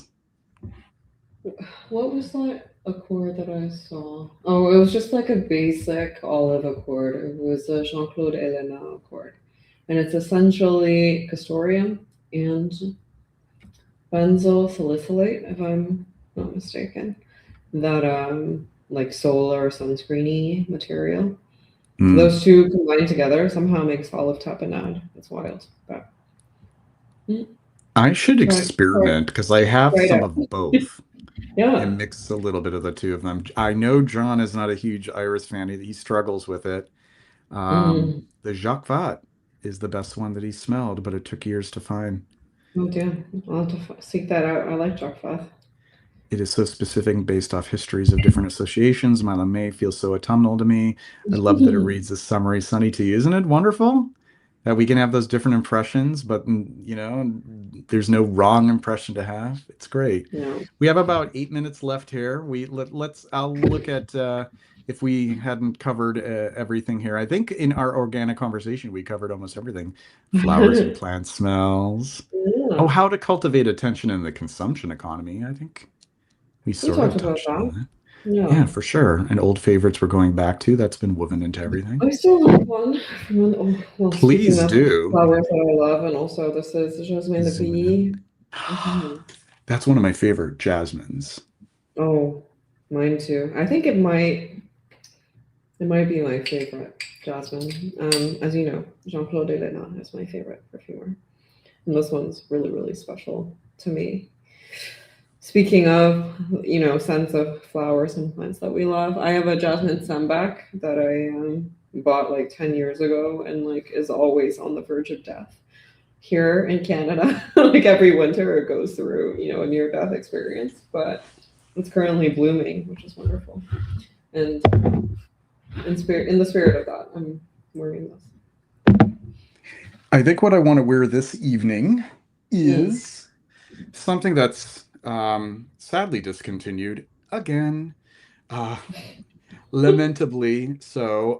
It is Bois d'Ambly, and this is from Eau d'Italie, Oh, I haven't and seen it's that brand in a hot minute. Bertrand de Chaffour. Yeah, yeah. And it is a tobacco with a calamus accord, which is interesting because calamus is not used in perfumery because of beta acerone, which is a known carcinogen. And the supply of non-beta acerone calamus oil is too small for it to really be, you know, possible in large scale perfumery. So Yeah. it's really, there's something so beautiful and damp about it, very You like a dank woody. smell. Yeah, I love a good dank smell. Because calamus, if memory serves, smells a bit like lake water, right? Like a bit It's swampy. interesting. It's kind of like a little bit like lake water with like a weird sort of baked sweetness to it. It's so Oh, strange. I'll have to get some Yeah. again, just to reference. Yeah, I love it though. But yeah, this is what I'm gonna wear tonight. And this one I go way back with this one. I used to have a bottle that was in sort of like the more round canister bottle when it first came out, like in Mm. 2008. So I have a long history with this one. So it's in my probably in my top 20 of all time. Top 20. You should. I should do a top 200 I countdown. think you've done a Since top five for me, right? When we were talking about Yet Again, you were like, "Oh yeah, it's in my top five," and then you listed a bunch of other ones. Do you have it with you? Oh, hell yes, yeah. much love for Yet Again. This Yeah. is yeah. Ever since I had walked into this store called Colonial Drug, which is just outside of Boston. And the woman who owns it with his brother, like their parents owned Colonial Drug when it was in Harvard Square and it opened in like the 40s or something. And then Mm, when they retired and passed away, they took over the store and then eventually moved to Newton. She suggested this to me and she said, I feel like you're a yet again kind of man. And I'm like, oh, really? Well, let's see. And she sprayed it on the strip. And I'm like, why? Where has this been all my life? Like, it's that's just how I so felt. good. Except, I don't know when this happened, but for me, it was this year or last year. Well, I was so giddy to find out that you liked it because it's really, I mean, I think it is kind of polarizing on it, honestly. And didn't somebody say something weird like you were like, oh, that fragrance is so perfume nationalist? And like there's Yeah. something about there's something about like these vintage classic male marketed fragrances that somehow people align with that whole scene and I honestly don't care. Like if you think that I'm aligned with that, say you like whatever. Old men's fragrances are some of them are really beautiful. Yeah. They Yeah, I are love like Polo Green too, another favorite. polo green. Let's talk about that. Wow. Yeah, polo green. What's Kuros? Kuros is like that makes like Kiehl's musk seem Victorian in comparison. Like Yeah, Kuros is really like yeah, that's it's like Costas, it's like this Civet Accord, it like the older versions of it, like right. it's remarkable to me that it was just in like the zeitgeist of the time and men were walking around smelling of Kuros. Yeah, I'm trying to think of who is doing that kind of animalic now. Like Marlowe feels like the only brand that's pushing that level of, I think. I have a much respect for Marlou and yeah, I think that now that you mentioned Marlou, Ambulux is probably one of the only fragrances that I could think of that really even surpasses Kuros. Like, oh wow. Oh yeah. Ambulux is I'm afraid to wear it in public. I'm so enamored with it, but it Mm, seems to be it's a very private relationship. Like it's not one where I'm just gonna put a few sprays of Ambulux on and walk to the cafe and get a cup of coffee and see what people think. it Um, smells like a private relationship too. yeah, So you don't want to be like voyeuristic. voyeuristic, exactly. Yeah, I actually daydreamed once that I was going to do a top 10 video of mockery of like top 10 date night scents, and that would be in the top 10. Like, and the number one date night scent of my top 10 date night scents is Ambulux. Like, Are wear you it on having your a first. threesome? What's That's that? what it's gonna smell like. I said, are you having a threesome? Because that's what it's. Right. What kind of date exactly is this? Yeah. And where is it located? And how late in the night is it? Is it in a basement? We've Um, taken a turn on this conversation. Dolafor is a great one. It's one of the safer ones. I love yeah, Leodose too, but I think it belongs in like that category of less animalic Marlowe's, which is really the level of animalic that I can tolerate. yeah. I can really lean into animalics just for, and like I said though, it's like just for my own personal enjoyment. It just sounds so wrong. For my own personal enjoyment. Like, forget I said that. That's gonna be like clipped by some sort of like troll site. I'll end up on Reddit or something because of that. Have you smelled Arquiste L? I see it get compared to Kuros. I actually haven't. Have you smelled that one? Only in passing, but not enough to have an Yeah. opinion on. Hmm. I have not. I've not smelled Elle or Ella. Why don't we take this backstage? You know, there's a back. So we're we're gonna sign off because it's been 2 hours, and I always feel like after Mhm. 2 hours, we're gonna just hemorrhage. We already are. It's 11 viewers, and we can talk backstage. That basically we're just gonna sign off from Okay. having a live transmission. Transmission. I'm Do like you want to cracking be up a little clipped by bit. any more trolls? Don't want Yes. to give them too much to think about. Oh yeah, just been too many times where I've been putting my foot in my mouth and saying things that I probably will regret tomorrow. But yes, we will be back in 1 month for another guest. His name is Roman, and he has a great TikTok slash Instagram. And if you find him on Instagram, his title is just 8 track tape. So he originally started as a content creator who is obsessed, and I love this because I lived in the 80s. He's obsessed with 80s stuff, and he has gone full throttle into like classic fragrances, not limited to that decade, but basically anything that was popular in the 70s and 80s, even if it was released several decades before that. So he's going to be my guest. We're going to have a great conversation in February. And then Stephen Guntarski, he's going to be joining me in March. So stay tuned for those. Tracy, it's been a wonderful chat. We'll go backstage.